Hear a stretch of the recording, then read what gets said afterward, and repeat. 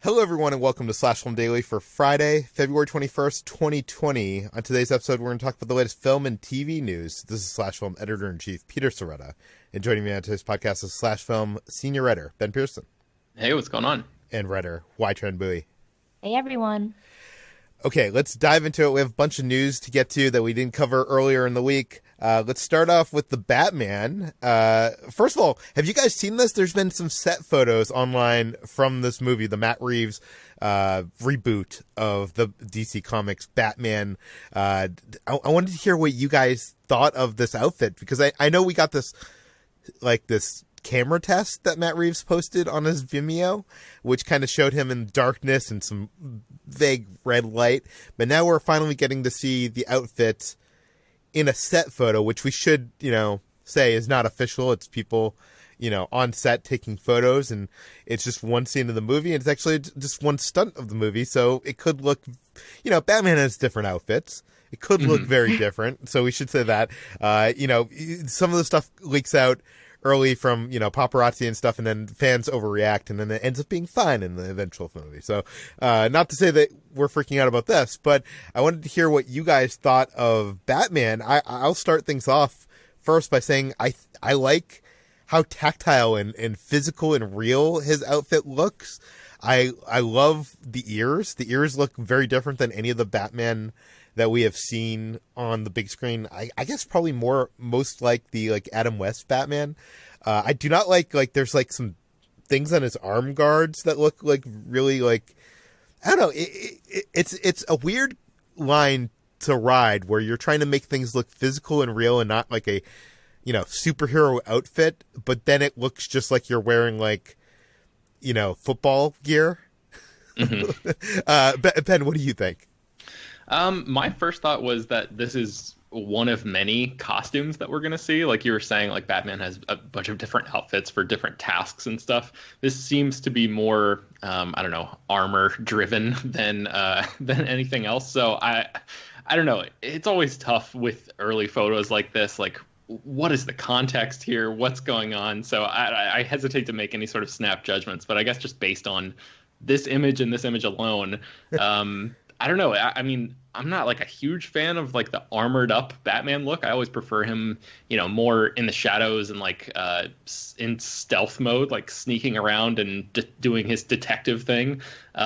So I don't know, but the fact that he's on a motorcycle and he seems to be wearing armor and all that stuff does not have me worried about the future of the movie or anything like that. So I don't know, Aishi, what do you think? Yeah, I'm on the same boat as you, Ben. I'm not a huge fan of this suit. It does look a lot like armor and almost in a video game-esque way, like Metal Gear Solid or something. I actually like the torso and even the helmets a little bit. I think the thin ears are really interesting, but I'm not a fan of whatever's going on with his arms, especially the shoulder pads. He's not wearing hockey pads, but he is wearing football pads. Nice. Yeah, and it should also be mentioned that it's not Robert Pattinson playing him here. It's a stuntman there's actually footage of the stuntman skidding out, and it's actually going around Twitter today. It's kind of funny, and that's why Batman doesn't wear a cape when he's on his motorcycle. Maybe it's going to be CG'd in, but that's definitely why stuntman Batman doesn't wear a cape. And I don't know. I think I just appreciate the fact that we've had all these Batmen and they have these super stylized costumes. And I feel when does Bruce Wayne have time? Who does he have to pay to create those costumes? Because it must be a lot of work here. This just feels like it's put together from a bunch of some expensive gear that he could buy on Amazon, and that I kind of appreciate about it. But okay, let's talk about the inspiration of the Batman, which is what we wanted to talk about on today's episode. Matt Reeves has been making some comments, and there's also been some set photos that have led us to believe that this might be inspired by one of Batman's most infamous graphic novels. H2, what do we know?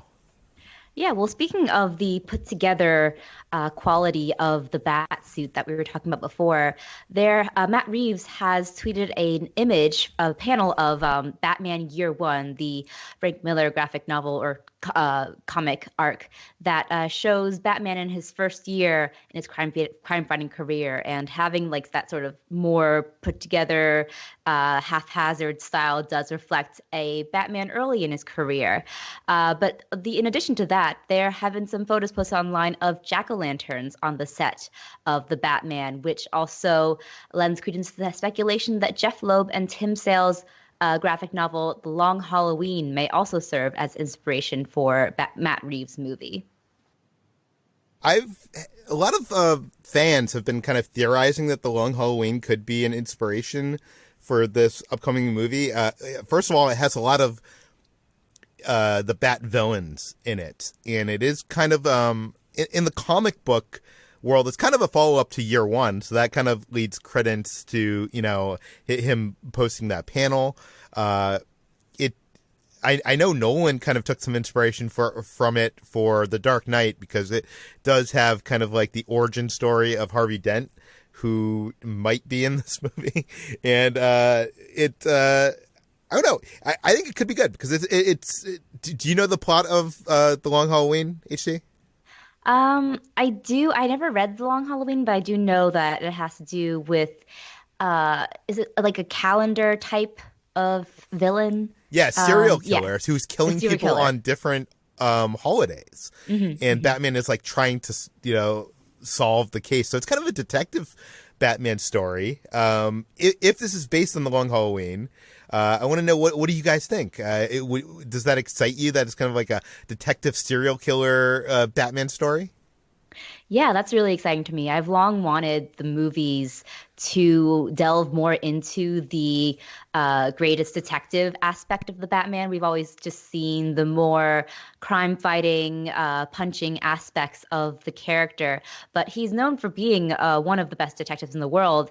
And that's what I really liked in the Batman animated series, that you would see him trying to solve these drawn out cases. And we had heard early on that Matt Reeves was taking inspiration from Hitchcockian noirs and mysteries for his Batman, and that really excited me. And I like the idea of Batman being the star of a Hitchcockian suspense film, and the idea of like the Long Halloween being a mystery basically lends very much to that idea. Yeah. Ben, what are your thoughts? Have you ever read The Long Halloween? I have. I really enjoyed it. I read it probably 10 or 15 years ago, so it's been a little bit. I should probably reread it. But every single word that AC just said, I echo 100%. I think she took the exact words out of my mouth. That's brilliantly said. So I fully agree with that. I'm very excited about that. The only negative thing is because, like you said, Peter, Christopher Nolan already kind of took a little bit of inspiration from The Long Halloween.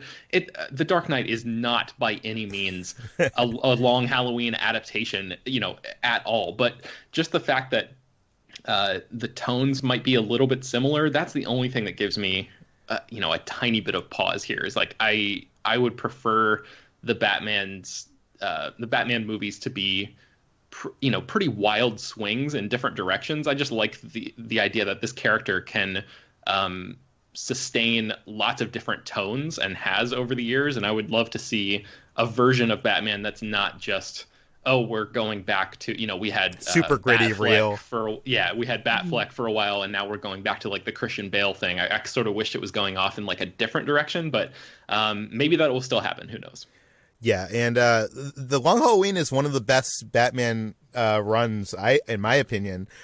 You could probably, if you have not read this, if you're listening to this, I think it's on Amazon for like 17 or $18 on sale from $30, and that's some of the best money you can spend. So go buy that if you can.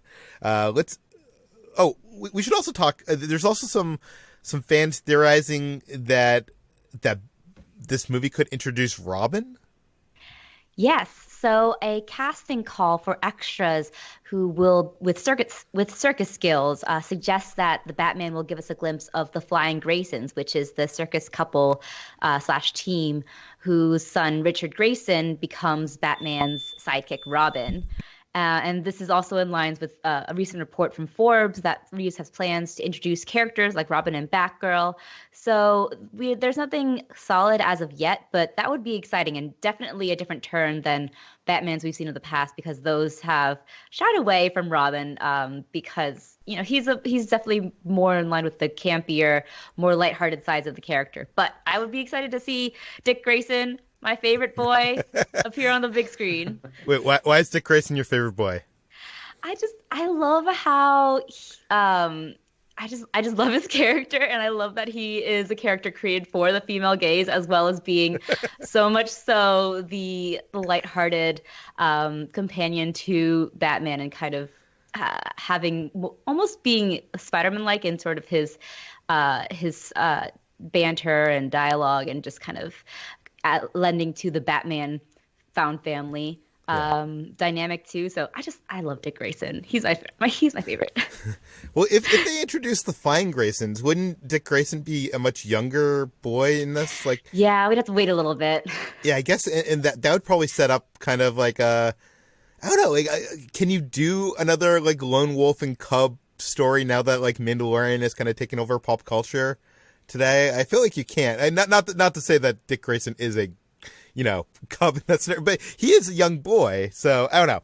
It'll be interesting to see if that plays anything into this. It could just be like an Easter egg of sorts. Maybe they go to the circus and they see the Flying Graysons. Do you know what I mean? I think Robert Pattinson is going to get on a motorcycle, and there's going to be a sign on the side of the road that's like, the Flying Graysons are performing, and he looks into the camera and shakes his head and goes, nah, and then rides off. So I hate the circus. yeah, that has to be it. I hate the circus. Okay, let's talk about a serious thing right now. Sam Esmail is producing a adaptation of a podcast. It's called Gaslit, and it has a all-star cast here. Ben, tell us about it. Yeah, so Gaslit is a drama about the Watergate scandal, which of course has no bearing whatsoever on any of our, current American politics. None, I tell you, no relevance at all. But in any case, Gaslit is based on a podcast called Slow Burn that debuted in 2017.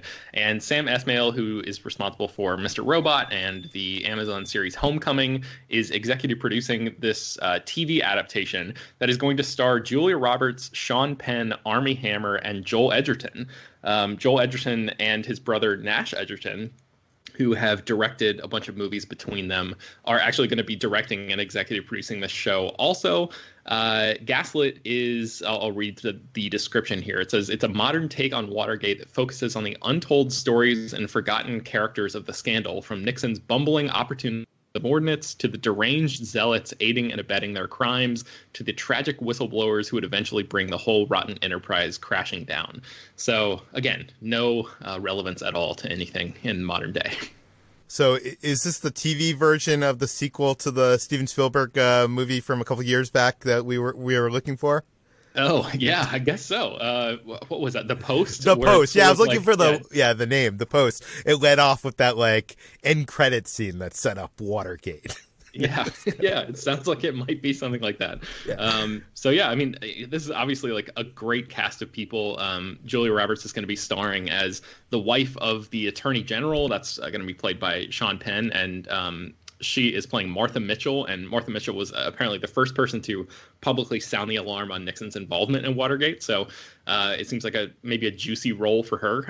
So I'm excited to see more Julia Roberts on TV, especially after her great performance in Homecoming. So yeah, it sounds cool. Yeah, I'm always excited to see what Sam Esmail has up his sleeves. So that's something to put on our, watch list for sure. Let's move on to Star Wars. Star Wars, The Clone Wars, the final season is hitting Disney Plus today. And because the producer, Dave Filoni, is doing interviews, we're learning a little bit more about this. First off, let's start with the fact that Clone Wars could possibly cross over with Star Wars Revenge of the Sith Episode 3. HT, what do we know? Yes, so the Clone Wars takes place in the 3 years between the prequel films Attack the Clones and Revenge of the Sith, and for the past about 10 years or so has been kind of stuck in that time zone. But now with the final season hitting Disney Plus this year. The timeline will be reaching the events of Revenge of the Sith, according to Dave Filoni. He said he addressed the line in the trailer for Clone Wars that dropped last month, in which Mace Windu said, "I sense a plot to destroy the Jedi," which is the same line he delivers in Revenge of the Sith right before he sends Anakin Skywalker to check on Chancellor Palpatine. And Filoni addressed that line saying, "I won't say a lot about that. I definitely will say that I don't think Mace is a person who repeats himself." And he went on to talk about how he's always been interested in the crossover potential with the films, and when it got down to the very end, and making the audience aware of who Ahsoka is, as well as Captain Rex, and maintaining the integrity of the films while doing so. So he basically essentially confirms that the Clone Wars will be reaching the events of Revenge of the Sith, but he will most likely be paying more attention to developing his original characters like Ahsoka and Rex versus Anakin, Obi-Wan, and Padme, because he doesn't want to do anything in those last episodes that would interrupt or contradict what happens to them in the film. Yeah, see, with Star Wars Rebels, which was his previous, or I guess the show that he made in between starting and finishing the Clone Wars, many people were speculating, would this cross over with Star Wars A New Hope? Would we see Rogue One, the events of Rogue One from the Rebel story? Because that whole series builds up to the start of the rebellion and, what they're doing. And this, spoiler alert, but it didn't cross over whatsoever. It seems like this show is going to take a little bit of a different approach, showing us, how they played a part in the events of Revenge of the Sith, possibly. But his comments that said, like him saying that it's gonna remain faithful to the original movie or something, that makes me believe that basically, we're not going to change any of the events of the original movie. We're just going to be seeing what his characters are doing during those events, because you can't destroy the integrity of George Lucas's sacred Star Wars prequels, right? So yeah. So but he's also, while he's doing interviews, he did an interview with the IO9, and Jermaine, our old friend, asked about Ahsoka Tano, who I guess. Spoilers for Star Wars: The Rise of Skywalker coming up, but I'm assuming anybody who wanted to see that has already seen it at this point. But in that movie, there's a part where Rey hears voices from not all the Jedi, but many of the famous Jedi that lived before her, and one of those voices was Ahsoka Tano, and many people thought that meant that maybe that confirms that this character is dead. Yeah, because everybody else was dead. But Dave Filoni says that might not be the case after all. HT, what do we know? Yes, in the interview with IO9, Dave Filoni suggests that the voice cameo that Ahsoka Tano makes in The Rise of Skywalker, in which she appears alongside the likes of Anakin Skywalker, Obi-Wan Kenobi, Mace Windu, etc., all of whom are known to be dead, he suggests that doesn't have any big implications for what he's doing with the character. And he said in his quote, "I didn't think of it in a literal story way. The film, to me, is like a different area." Filoni says he still has stories in store for Ahsoka Tano, who appeared in his series Star Wars Rebels, which takes place 5 years before the events of A New Hope, and will appear in the Clone Wars again. So he says, nope, it's not the case. It was just a cameo. Yeah. Or it's not definitely the case. Not definitely the case, yes. But I don't know, like, how many Jedi are alive when, the events of everything, I don't know. And also there's a movie called The Last Jedi, but I guess she denounces that she's a Jedi, so maybe that's the workaround there. Okay, let's move on. Let's talk about Borderlands. They're making a movie, and this time they're trying to make it with Eli Roth. Ben, tell us about it. Yeah, so Eli Roth is going to be directing a Borderlands movie for Lionsgate, and Borderlands is based on a video game. It's actually several video games. I think there are 3 or 4 in total now. The original game was set in the distant future at a time when various mega corporations seek control of various planets to colonize and mine for their mineral wealth and resources. When one of those corporations discovers an alien vault on a planet called Pandora, no, it's not an Avatar crossover, a team is sent in and ends up having to fight off the local wildlife and bandit population while basically trying to it's like a race for whatever is at this vault. So that's the basic premise of at least the first game. And yeah, Craig Mazin, the guy who wrote a lot of questionable stuff and then also Chernobyl, is writing the script here. So I wonder if this is where this is going to fall on the Craig Mazin quality line, because he's somebody that frankly I'd written off, and then Chernobyl just like blew me out of the water. So I was like, wow, I made a mistake by judging this person way too harshly. And now I'm like, Borderlands though, really? So I don't know. I'm not sure if he's going to be able to bring I don't know, any sort of like special thematic relevance to a Borderlands movie from Eli Roth, but at least it could be interesting. The most interesting thing to me is that the game has this really cool like rotoscoped look. I don't know if you guys remember like the movie A Scanner Darkly that Keanu Reeves was in like the early to mid 2000s, but I kind of, not very many movies look like that, and I kind of hope that this Borderlands movie tries to retain the visual style of the games by taking that same approach with its own visuals. That's just pure speculation on my part, but I just think that would be a cool way to separate this out and sort of make it stand out in like the post-apocalyptic kind of landscape that this movie is going to ultimately be in. Yeah, the Richard Linklater film Waking Life also had that like rotoscope look, and I think more films should take advantage of that. I feel like that's a cool kind of like, it looks real, but you can play with, the psychedelicness of reality. I guess there was like an Amazon series recently with that too, right? Oh, right. Undone. Yeah, Undone. I've not seen it. I think Jacob watched it and really enjoyed it. But. Yeah. There was a phase when rotoscoping was sort of meant to be the next big thing, and I remember the Ralph Bakshi Lord of the Rings movies used rotoscoping as well, and it was used as like an animation tool, but kind of died out. But yeah, rotoscoping is really cool. That would be interesting to see if it came back into play for a movie like this. And our final story for today is about the new Planet of the Apes movie coming from Wes Ball. People had theorized that this was going to be another reboot, but it looks like that might not be the case. HT, what do we know? Yes, Wes Ball, in a tweet replying to questions about the new Planet of the Apes movie, which he's directing, said that he won't ruin the surprises, but it's safe to say Caesar's legacy will continue. Caesar is the main ape protagonist in the recent Planet of the Apes franchise, helmed by Matt Reeves, well, for the most part, and was a really critically acclaimed revival of the series, and essentially suggests that this won't be a reboot, as people have been speculating. Initial reports around the movie indicated that it was unclear whether the Apes project was going to be a reboot or a sequel or like set in the same universe, but it seems to be something more along the lines of the latter. So Wes Ball doing another Apes movie, but not really.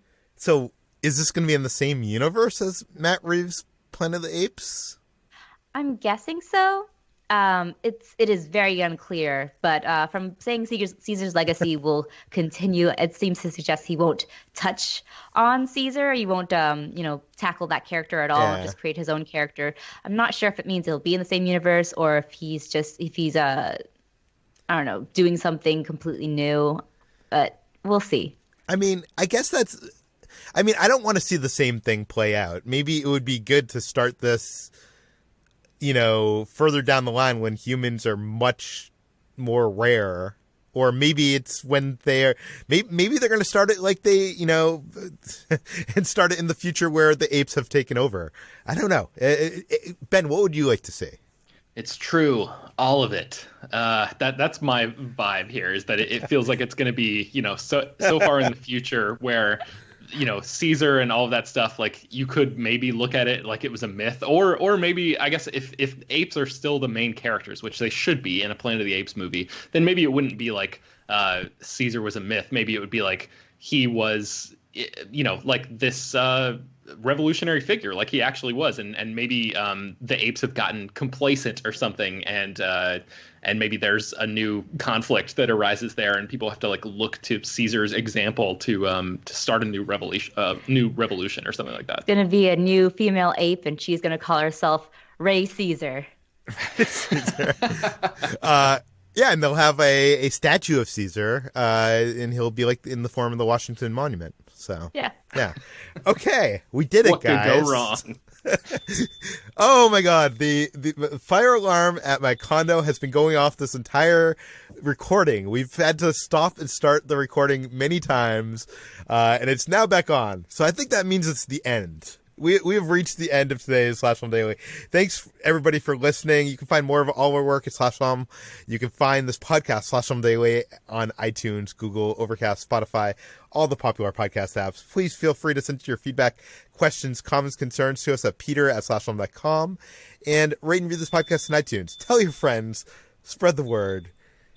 And why do they have to test a fire alarm? I don't get it. We'll see you on Monday.